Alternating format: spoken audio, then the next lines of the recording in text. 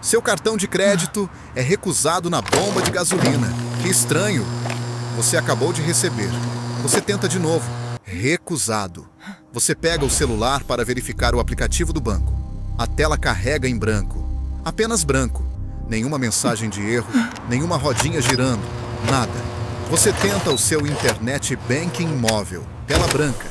Você tenta pesquisar no Google Banco Fora do Ar. A barra de pesquisa aparece, mas nada carrega. Você levanta o olhar. O cara na bomba ao lado está encarando o celular dele, batendo nele como se estivesse quebrado. A mulher atrás de você está gritando no dela. Alô? Alô? Você me ouve? Você a ouve perfeitamente. Mas quem está do outro lado? Silêncio. Você dirige para casa. Talvez $27 restantes no seu tanque. Na rodovia você vê algo que nunca viu antes. Carros diminuindo a velocidade, não por causa do trânsito, mas porque seus painéis estão reiniciando repetidamente. Telas de Tesla piscando, sistemas de navegação congelados no meio de uma direção. Um cara em um BMW parado no acostamento, capô aberto, olhando para um motor que funciona com um software que ele não consegue mais acessar. Você chega em casa. Você tenta seu laptop, a mesma coisa. O navegador abre, mas nada conecta.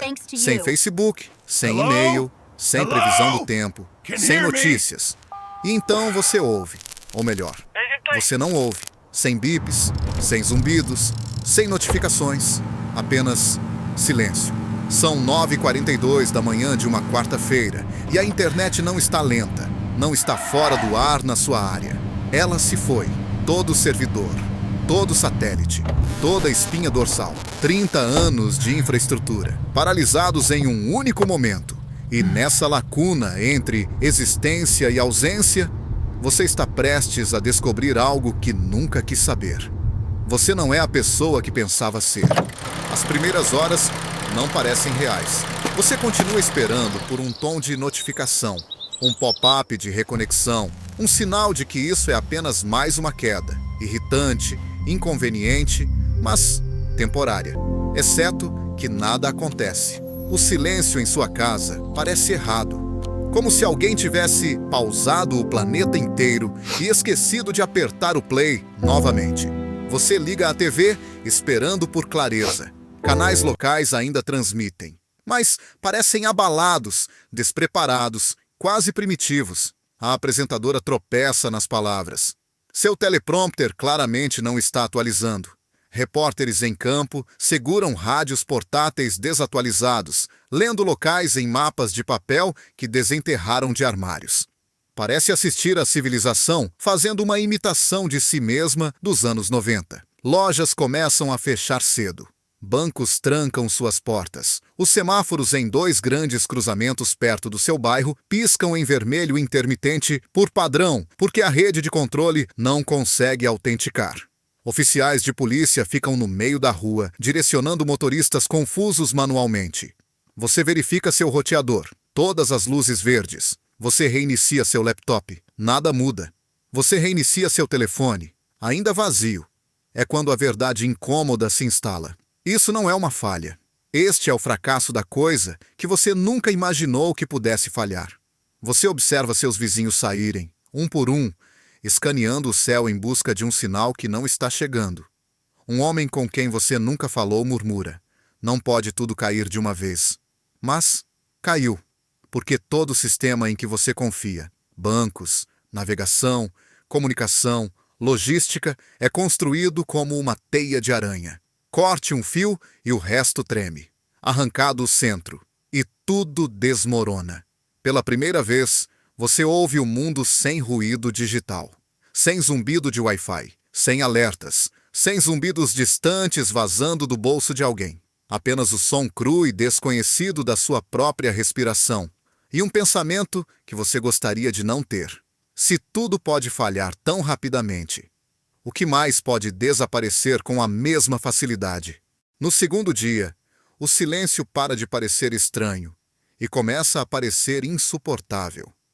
Sua mão continua se movendo em direção ao seu telefone, não porque você espera que ele funcione, mas porque seu corpo se recusa a aceitar que o fluxo interminável de estímulos se foi. Você desliza a tela escura de qualquer maneira.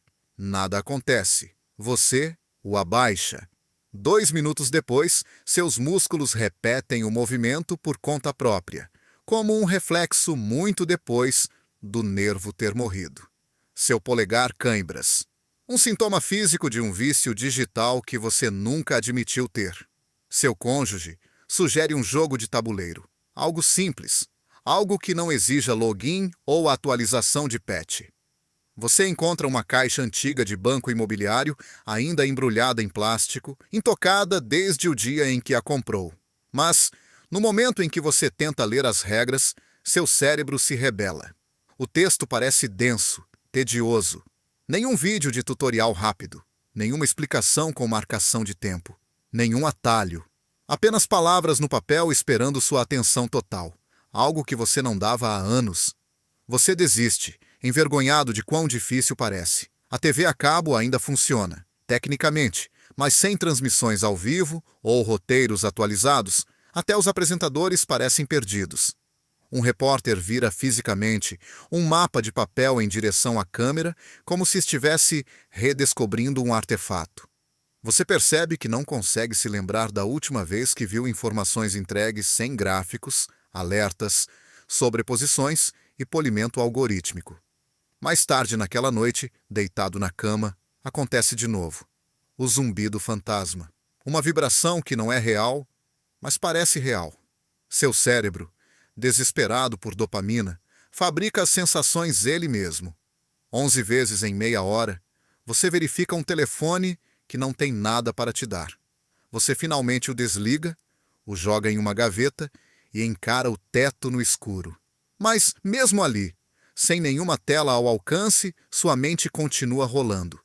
Imaginando feeds, repetindo notificações, preenchendo o vazio com fantasmas de padrões digitais. Você percebe algo aterrorizante. Você não perdeu a internet. Você perdeu a versão de si mesmo que existia apenas porque a internet estava lá para pensar por você. E por baixo dessa percepção reside uma questão ainda mais pesada. Se sua mente não consegue funcionar sem entrada constante, você realmente alguma vez foi dono dos seus próprios pensamentos? No terceiro dia, as rachaduras deixam de ser invisíveis. Começa com pequenas coisas, filas mais longas, suspiros mais pesados, portas trancando mais cedo que o normal. Mas, por trás de cada interação, há uma tensão que você pode sentir, uma pressão se acumulando nos olhos de cada estranho que você cruza. Ninguém mais confia no sistema, porque o próprio sistema desapareceu. No supermercado, a cena parece surreal.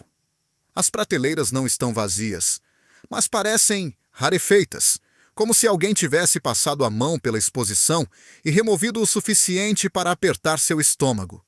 As pessoas não estão comprando em pânico, ainda não, mas estão comprando extra. Mais um saco de arroz. 2 latas a mais do que precisam. O suficiente para mudar a energia de normal para inquietante. Os caixas de autoatendimento estão completamente parados. Máquinas que antes processavam milhares de transações por dia, agora estão escuras e inúteis, piscando luzes de erro como animais aflitos.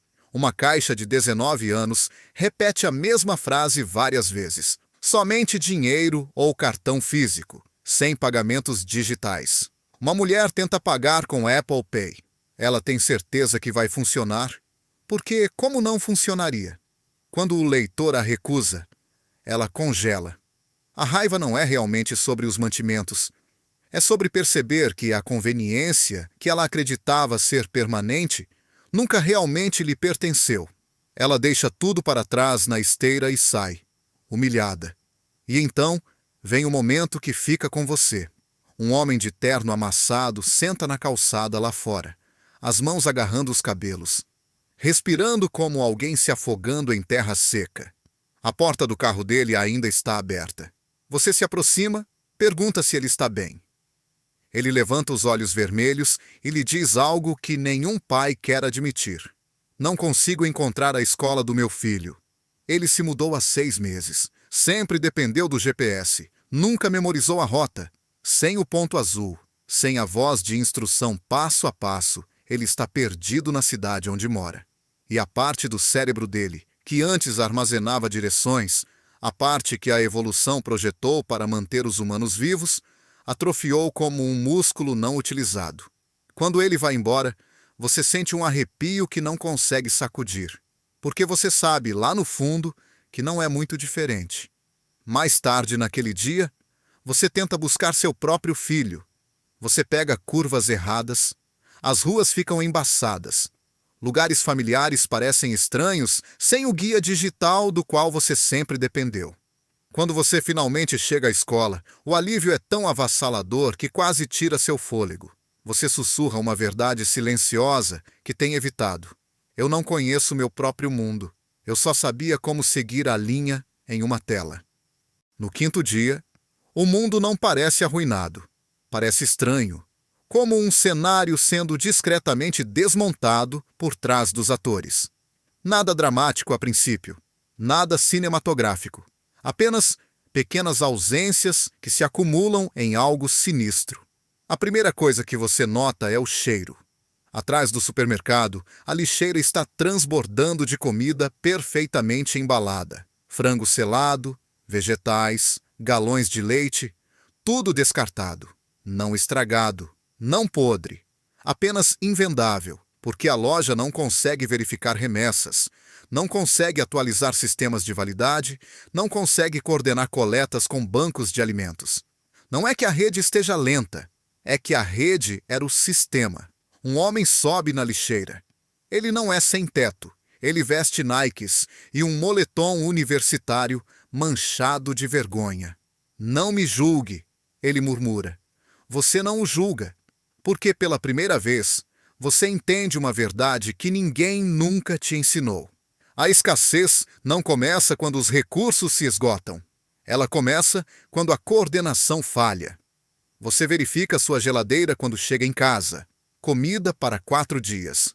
Talvez. Depois as latas. Depois, nada. No posto de gasolina, a ilusão de normalidade finalmente se quebra. O painel de preços digital está morto. Em vez disso, alguém prendeu uma folha de papelão na moldura.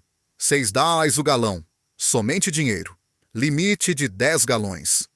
Pessoas ficam em uma fila que se curva ao redor do prédio, segurando notas como botes salva-vidas. Você se junta a elas porque precisa. Quando você alcança a bomba 40 minutos depois, o frentista se aproxima com um tom sombrio. Nenhuma entrega de combustível em 3 dias. Mais 2, talvez. Uma frase simples, mas que atinge mais forte do que qualquer tragédia que você tenha visto no noticiário. Porque pela primeira vez, você está sentindo isso no seu próprio peito, não assistindo acontecer com outra pessoa através de uma tela. Naquela noite, as sirenes começam. Dezenas delas, gritando pelas ruas. Carros de bombeiro, ambulâncias, polícia. Você olha em direção ao horizonte e vê um brilho subindo por trás dos telhados. Um incêndio em um armazém. Massivo. E de repente, a parte mais aterrorizante não são as chamas, é não saber nada sobre elas. Sem alertas, sem mapas, sem atualizações, sem coordenação, serviços de emergência estão lutando às cegas. Você verifica sua mochila de emergência, aquela que você orgulhosamente embalou anos atrás. A lanterna está morta. A manivela do rádio quebra em suas mãos. O kit médico está vencido. A bolsa não é preparação. É um monumento ao seu otimismo. Você a refaz corretamente desta vez. Pilhas, comida, mapas de papel, dinheiro, suprimentos que não dependem de servidores de verificação ou backups na nuvem. Quando você coloca a bolsa perto da porta, sua família vê a seriedade em seu rosto. Pela primeira vez, isso parece mais do que um inconveniente. Parece que a fina membrana que separa a civilização do caos está começando a se romper. Silenciosamente, invisivelmente, mas inegavelmente. No 10º dia, a frustração finalmente se transforma em algo mais sombrio. O gerador, seu símbolo de preparação, seu orgulhoso plano de reserva, se recusa a ligar. Você puxa o cordão 1, 2, 10 vezes. Nada. Você verifica o combustível, o óleo, o afogador. Tudo parece certo, mas o motor permanece em silêncio, zombando de você com sua imobilidade. Você puxa o cordão com tanta força que seu ombro estala. Ainda nada. Você sente a raiva subir, não da máquina, mas de si mesmo, porque lá no fundo você sabe a verdade. Você comprou uma ferramenta que nunca aprendeu a usar. O gerador não está falhando. Você está. Seu cônjuge aparece na porta da garagem. Você consegue consertar?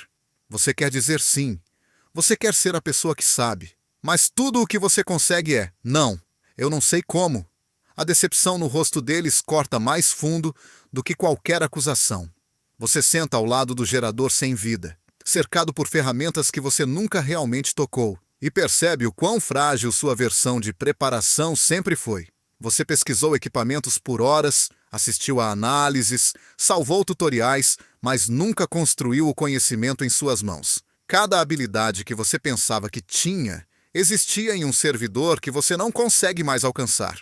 E é quando você se lembra de Eugene, o homem mais velho 3 ruas adiante, aquele que disse que conhecia motores. Você carrega o gerador no porta-malas, engole o orgulho e dirige até a casa dele. A garagem dele cheira a óleo velho e tempo real.